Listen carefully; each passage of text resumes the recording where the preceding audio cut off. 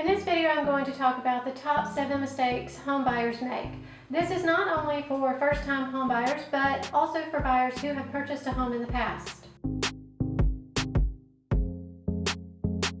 Hi everyone, welcome back to my channel. I'm Tina Branch, a local realtor here in Baldwin County, brokered by Elite Real Estate Solutions. If you're new to my channel, please consider hitting the subscribe button and the little bell so you'll be notified when I post a new video.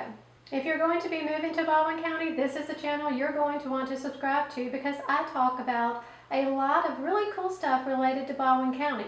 And if you're going to be living here, I'm sure you're going to want to know about it.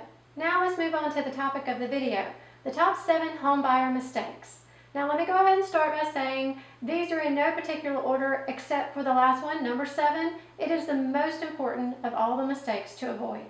Okay, let's start with number 1. The number 1 mistake is falling in love with the house too soon. Just wait till after the home inspection and the termite inspection have passed to fall completely in love with the house, please. I know that you want the house if we wrote the offer and that now that we're under contract, but if you are head over heels in love with this house, that really takes away all the negotiations that I can have with the seller.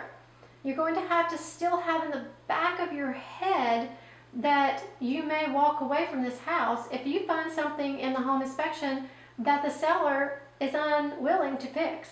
Mistake number 2 is waiving all the contingencies. Currently, with this being a seller's market, a lot of buyers are being advised to waive all the contingencies.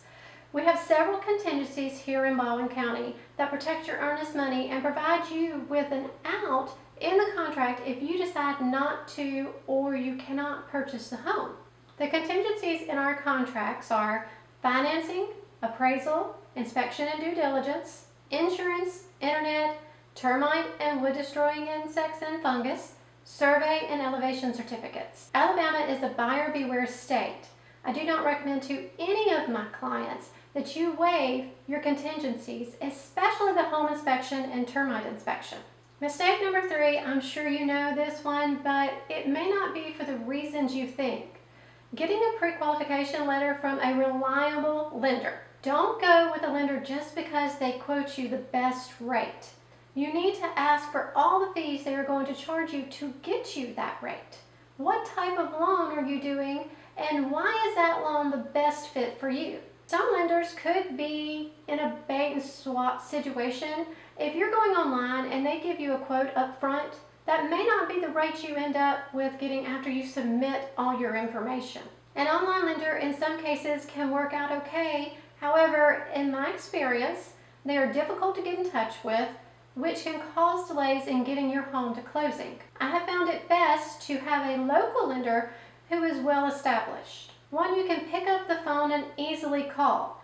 Have a conversation with them and let them educate you on the loan and why it is the best fit for you. Just in the last few months, I have heard agents talk about lenders who have ghosted them.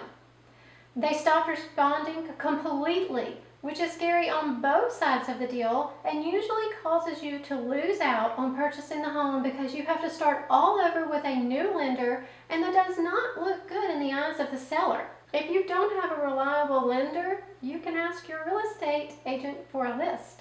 This leads us to mistake number 4. Not having a pre-qualification letter before shopping for homes. I'm sure you have heard this one in every video you have watched about mistakes buyers make in purchasing a home. When you submit an offer on a home, you need to put your best foot forward, and that includes showing the seller you can purchase the home. If you were selling a home and received 2 offers, which one would you take? The one with the pre-qualified buyer or the one who still has to contact a lender to receive a letter? Who do you feel is more serious and prepared to complete the deal? Mistake number 5 is not being flexible with what you're looking for in a home. Have a conversation with your realtor before you begin house hunting to set realistic expectations for what you can get in your price range.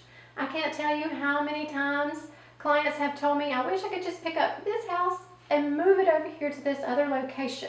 If you hate the countertops in the kitchen, you can update those later down the road.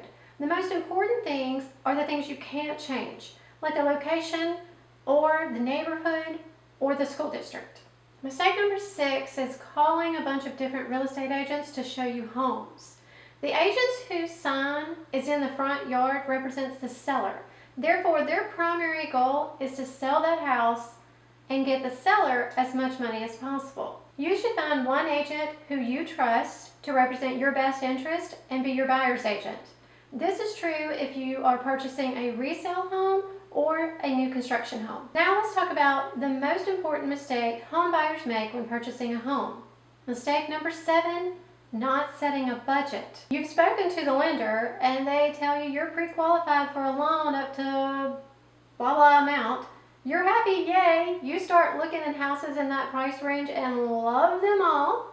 So you will find a home that you are going to really enjoy. Maybe you even move forward and go under contract.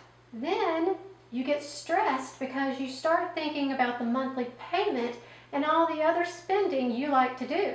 See, loan officers look at your income and your debt to income ratio, not how much you spend on gas per month or how often you like to eat out.